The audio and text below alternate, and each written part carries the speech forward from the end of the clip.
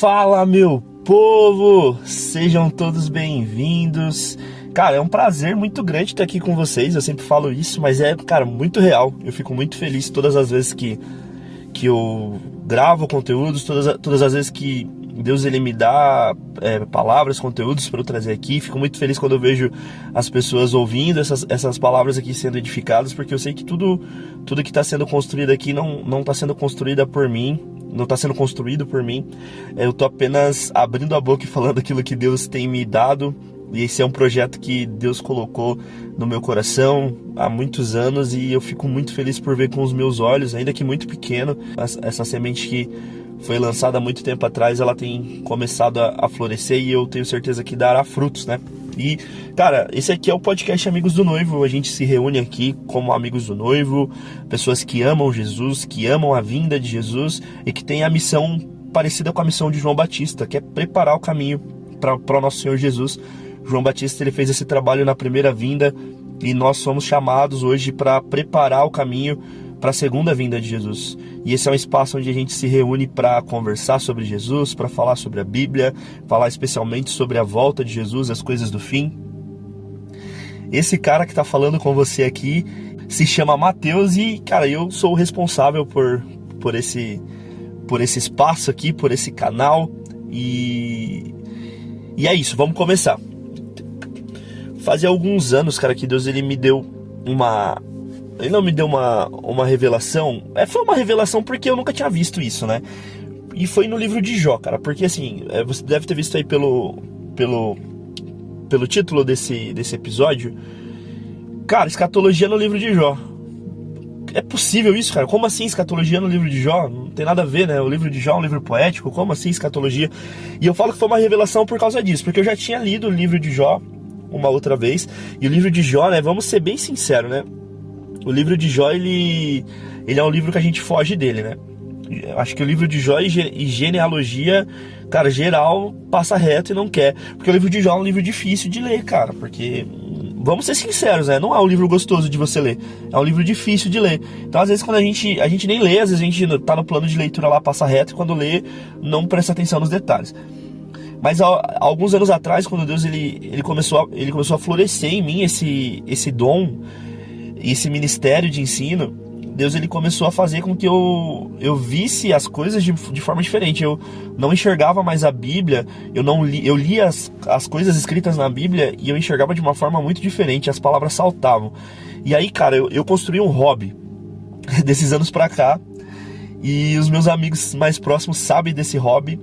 E eu construí o hobby de encontrar Jesus no Antigo Testamento, cara. Lógico que não vai estar lá com o nome de Jesus, né? Mas cara, comecei a procurar no Antigo Testamento manifestações de Jesus no Antigo Testamento. Às vezes manifestações físicas de Jesus, né? Como teofanias, como aconteceu com Abraão, quando ele almoçou com Deus, né? E eu creio que ali era Jesus com ele. Mas em alguns momentos, algumas manifestações de Jesus que não eram tão óbvias, e algumas vezes manifestações de Jesus, de Deus declarar para as pessoas sobre Jesus. Então, todas as vezes que eu encontro Jesus no Antigo Testamento, isso me deixa muito feliz. Por quê? Porque, cara, desde Gênesis 1 até Apocalipse 22 é sobre Jesus, mano. Jesus, ele tá em todos os livros da Bíblia. A gente que às vezes tem os olhos fechados para encontrar. E eu encontrei Jesus em Jó, cara. Eu encontrei escatologia em Jó. E eu lembro que eu fiquei muito, muito feliz quando eu encontrei. E eu fui compartilhar com um amigo. Cara, ele também tinha essa mesma perspectiva. E pra mim foi muito impactante. Porque Jó, ele encontrou Jesus. Jó, ele fala sobre o fim no momento de maior dor da vida dele. E é muito interessante a gente refletir sobre isso. E é isso que eu vou estar trazendo aqui hoje. Então eu vou dar um pequeno contexto, né? Porque, como eu disse, muitas pessoas passam reto pelo livro de Jó e às vezes não entendem muito o que aconteceu no livro de Jó. Então o contexto do livro de Jó é que o Jó era um homem justo. Jó era o homem mais justo que existia na terra. Ele era justo ao extremo. E Jó, ele é colocado à prova pelo próprio Deus. Deus permite que Satanás toque Jó e tome de Jó tudo que ele tem. E qual que era a prerrogativa de Satanás, né? Falava, cara, é fácil ser fiel. Quando Deus falou para Satanás, viu meu servo Jó, não tem homem justo igual ele, né? Na Bíblia, a tradução, vamos pensar nessa tradução. NTLM, né? Nova tradução na linguagem do Mateus. Satanás, ele olha para Deus e fala: qual é, né? Pô, é muito fácil. Como é que esse cara não vai ser justo? Ele não vai ser grato? Ele não vai ser um bom homem com tudo que ele tem? Você cercou ele com uma cerca de proteção e não deixa que nenhum mal aflige Jó. E aí Deus, ele permite que Satanás toque em tudo que Jó tem. E aí Jó, ele perde todas as coisas e ele vai para desgraça total. Ele perde tudo em sequência. E Jó, nos seus momentos de maior desespero, ele não abandona Deus, ele não amaldiçoa Deus, ele não se torna contra Deus, ele não se desvia do caminho, ele se mantém justo. E nesse momento ali, o capítulo de Jó que eu vou falar sobre é o capítulo 19, e Jó, ele tá ali, cara, com os amigos dele acusando o cara que... cara, que raiva que eu tenho desses amigos de Jó, né? Eu espero que eles tenham se arrependido disso e tenham sido salvos. E eu amo eles já, mas vou amar eles quando a gente se encontrar no milênio, né? Já perdoei eles, mas, cara, que raiva que eu tenho, cara. Porque esses caras estavam, como o próprio Jó disse, né? Pisoteando, amassando, massacrando Jó. E Jó, ele se encontra ali na sua grande e terrível tribulação, nesse capítulo 19, e os amigos de Jó ali no capítulo 19, eles dão uma sentença para Jó, eles, como se tivessem como juízes dado a sentença, e a sentença que eles dão para Jó é: Jó, você será esquecido, você vai passar dessa vida sem nada, você vai ser varrido da existência, você não vai ter posteridade porque seus filhos morreram, você hoje é zombaria e ninguém vai lembrar de você, daqui uns dias ninguém mais vai saber quem foi Jó. Que o Jó, que antes tinha um corpo vigoroso, que era sábio, que era ouvido por reis, esse Jó, ele sumiria, ele seria apagado, não só fisicamente, mas como a memória de Jó seria varrida e apagada, e a gente sabe que isso não aconteceu, né? Porque a gente está falando sobre Jó. E eu não vou entrar no contexto do livro de Jó, porque o que eu quero trazer aqui é o ponto sobre a escatologia no livro de Jó, especificamente em Jó 19. Então eu vou deixar uma sugestão para você. Não agora, depois, na hora que acabar esse episódio, você vai no YouTube e você vai digitar Apagado da História, Pastor Iago Martins. É um sermão do Pastor Iago na igreja dele, falando sobre Jó 18 e 19. Eu recomendo muito que você ouça, porque é muito edificante. Mas vamos lá. Jó, ele sofreu o pior sofrimento possível. Fisicamente, espiritualmente, socialmente, familiarmente, financeiramente, em todos os aspectos. A Bíblia fala que as pessoas mais desprezíveis da sociedade naqueles dias zombavam de Jó e tinham Jó como o mais baixo da sociedade. Então Jó, ele sofreu o pior sofrimento possível. E aí chega uma parte em que Jó está sendo massacrado pelos seus amigos, ele está sendo amassado, pisoteado, e Jó, ele começa a falar algo que parece que não faz sentido. Parece que naquele momento, no ápice da tribulação de Jó, parece que no fundo do poço, Jó, ele é vivificado pelo Espírito de Deus e ele começa a profetizar. E eu vou ler aqui Jó 19, a partir do versículo 23, eu tô lendo na NAA. E ele diz assim: quem dera fossem agora escritas as minhas palavras, quem dera fossem gravadas em livro, que com pena de ferro e com chumbo para sempre fossem esculpidas na rocha. Porque eu sei que o meu Redentor vive, e por fim se levantará sobre a terra. Depois, revestido este meu corpo da minha pele, em minha carne verei a Deus. Eu o verei por mim mesmo, os meus olhos o verão, e não outros. De saudade o meu coração desfalece dentro de mim. E parece que, num estalar assim, parece que Jó, ele tem uma mudança de espírito e ele começa a profetizar, porque Jó, ele fala: quem dera que as minhas palavras fossem escritas em livros, em algumas versões mais antigas da Bíblia fossem escritas em rolo. E eu não sei na época de Jó, né, mas as profecias foram escritas em rolo. Então é como se Jó começasse a profetizar, e ele sim começou a profetizar aqui. Ele estava profetizando e ele começa a falar de coisas que não eram reveladas até então. Jó começa a falar sobre uma realidade. Jó é um dos primeiros homens a existir. Ele está lá no começo da civilização. E Jó ele começa a falar de realidades que a gente foi ter conhecimento delas ali no apóstolo Paulo. E isso me surpreendeu, porque, meu irmão, não tem como aqui Jó está falando do momento que ele estava vivendo. Jó não estava falando de uma esperança para daqui a alguns dias. Jó estava falando do fim. Jó estava falando da esperança do fim. E aqui a gente consegue entender um pouco mais do porquê Jó suportava o sofrimento dele. Por que Jó, mesmo nessa situação deplorável, ele suportava? Porque Jó conhecia a recompensa. Jó reconhecia o seu fim. Jó conhecia o seu fim. Jó conhecia o seu destino. Jó conhecia o seu Redentor. Porque ele sabe, ele fala: eu sei, eu Jó sei que o meu Redentor vive, que o meu resgatador vive, que o meu Salvador vive. A esperança de Jó não era nele. A esperança de Jó não era nos seus amigos que estavam ali acusando ele, né? Não estavam em posição de amigos. A esperança de Jó não era nas situações. A esperança de Jó não era na sua esposa, nos seus servos ou na sociedade que o abandonou. A esperança de Jó era que o Redentor dele era eterno, que o Redentor dele é eterno, que o Redentor dele estava vivo, que o Redentor dele não estava morto, que além de vivo, por fim, esse Redentor se levantaria sobre a terra.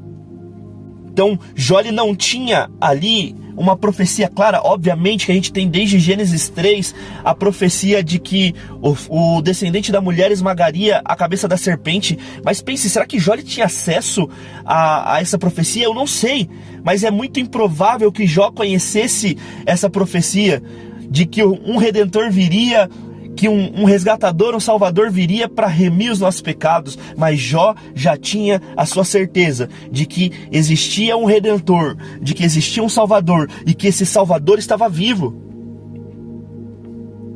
Ele já tinha certeza de que no fim, de que por fim, de que no final, de que afinal esse Redentor se levantaria sobre a terra. E nós temos essa esperança hoje, depois dos evangelhos, de todos os profetas que vieram bem depois de Jó, de os escritos do Apocalipse, das cartas paulinas. Nós sabemos quem é esse Redentor, nós conhecemos esse Redentor, e nós sabemos que esse Redentor no final dos tempos se levantará sobre a terra para reinar. E Jó aqui ele não estava falando de um Redentor humano, de homens que viviam com ele não estava falando de parentes próximos, ele estava falando do Cristo. Embora ele não o conhecesse, embora ele ainda não soubesse o seu nome, embora ele ainda não conhecesse esse Cristo, ele estava falando do Cristo, que o remiria e por fim se levantaria sobre a terra. E agora vem a parte mais fantástica. Eu vou ler de novo com vocês essa parte a partir do versículo 26. Depois desse Redentor se levantar sobre a terra, né? Depois, revestido este meu corpo da minha pele, em minha carne verei a Deus. Eu o verei por mim mesmo, os meus olhos o verão, e não outros. E eu quero ler aqui uma versão um pouco mais atualizada, para a gente ter um contraste. E eu vou ler na NVI esse mesmo versículo. Depois que o meu corpo estiver destruído e sem carne, verei a Deus. Eu o verei com os meus próprios olhos. Eu mesmo, não outro. NVT. E depois que meu corpo tivesse decomposto, ainda assim, em meu corpo, verei a Deus. Ou seja, a esperança de Jó não era ver Deus espiritualmente. Jó diz que mesmo depois de morto, mesmo depois do seu corpo decomposto, mesmo depois do seu corpo destruído, mesmo depois do seu corpo tragado pelo pó, em seu próprio corpo ele viria a Deus. Ele olharia nos olhos de Deus com seu corpo, em seu próprio corpo. Uau! Que revelação que Jó teve! Em meu corpo verei a Deus, de Jó. Jó tinha a sua esperança, Jó tinha a sua base, Jó tinha a sua expectativa na ressurreição física depois da morte. No fim, ele acreditava, Jó tinha a confiança que mesmo depois de todos aqueles flagelos, mesmo depois de toda aquela dor, mesmo depois de toda aquela tribulação, em seu corpo ressurreto, em seu próprio corpo recomposto, em seu próprio corpo glorificado, ele olharia Deus face a face. Durante toda a história da igreja, se acredita que Jó ele tinha a consciência sobre a ressurreição no fim. E cara, eu não sei como que ele sabia. Eu não sei se ele teve uma visão, eu não sei se Deus contou para ele, eu não sei se alguém teve uma visão, eu não sei. Mas Jó conhecia o seu fim. O sofrimento de Jó aos seus olhos valia a pena, porque Jó sabia que no final de todas as coisas ele seria ressuscitado, que o seu corpo seria restaurado e ele estaria com Deus, olhando face a face, olhando Deus dentro dos seus olhos. Uau! Jó tinha esperança não na recompensa terrena que ele já tinha recebido, não nas riquezas que ele tinha perdido, não nos filhos que tinham morrido, não nos seus amigos que viraram acusadores, não na sua posição social que ele tinha perdido. A esperança de Jó era na recompensa eterna de ressuscitar e reinar com o seu remidor. E como que está essa nossa esperança? Jó, eu não sei como que Jó conhecia, mas ele não deveria conhecer o tanto que nós conhecemos dessa esperança. Nós temos revelação completa disso. E como que está? A gente talvez durante os nossos dias nós nem lembramos disso. Às vezes durante uma provação financeira nós murmuramos, ao invés de olhar para qualquer tipo de provação e falar, isso não é nada, porque eu vou ressuscitar com o meu Deus, eu vou ressuscitar com o meu Senhor. E como que está a tua esperança? A tua esperança está em ser bem sucedido, em ter um bom emprego, em ser amigo das pessoas, em ter um ministério top, em fazer grana, ser milionário, ter uma boa família, casar com a pessoa mais bonita da sua igreja? Ou a sua esperança é próxima da esperança de Jó, uma esperança que é compartilhada também pelos nossos irmãos que estão sendo perseguidos? Os nossos irmãos que estão sendo perseguidos quando ajoelhados para serem decapitados pelo testemunho de Jesus, por crerem em Jesus, eles não cedem, eles não negam Jesus, mesmo de joelhos, com uma faca em seu pescoço, ou de pé, diante de um paredão e homens armados com fuzil para os metralharem. Eles não cedem, porque eles sabem, assim como Jó, que o seu Redentor vive, que Jesus vive, e Jesus os ressuscitará no fim de todas as coisas. Será que nós estamos olhando com a esperança de Jó, de que, apesar de tudo, um dia estaremos fisicamente, eternamente e eternamente com Ele? Nós reinaremos com Jesus, nós teremos e receberemos de Jesus um novo nome que só Ele conhece. Nós receberemos recompensas eternas de Jesus por termos suportado as perseguições, por termos amado o testemunho dele e não desistido. Nós ouviremos no final de tudo, da boca do próprio Jesus: eu os conheço, eu sei quem vocês são. Vocês guardaram a palavra do meu testemunho, vocês são meus amigos, eu os conheço. Jó só permaneceu firme, porque Jó confiava, ele tinha fé, que o seu Redentor era eterno, que mesmo que ele morresse naquele mesmo momento, e a sua existência fosse varrida da face da terra, o seu Redentor não, o seu Redentor era eterno, era vivo. O seu Redentor o vingaria, o seu Redentor o recompensaria, e o ressuscitaria no fim de todas as coisas. E vamos partir para o final desse episódio. Qual a aplicação que a gente pode trazer disso para a nossa vida? O que isso é importante para nós? Ok, Mateus, Jó, ele fez uma profecia escatológica, ok, mas por que isso deve ser importante para nós? Vamos lá. O livro de Jó, ele traça como se fosse uma história de como vai ser a geração do fim, né? Pode ser. Se a gente olhar com essa visão, a gente tem um livro que é praticamente escatológico. Porque Jó era justo.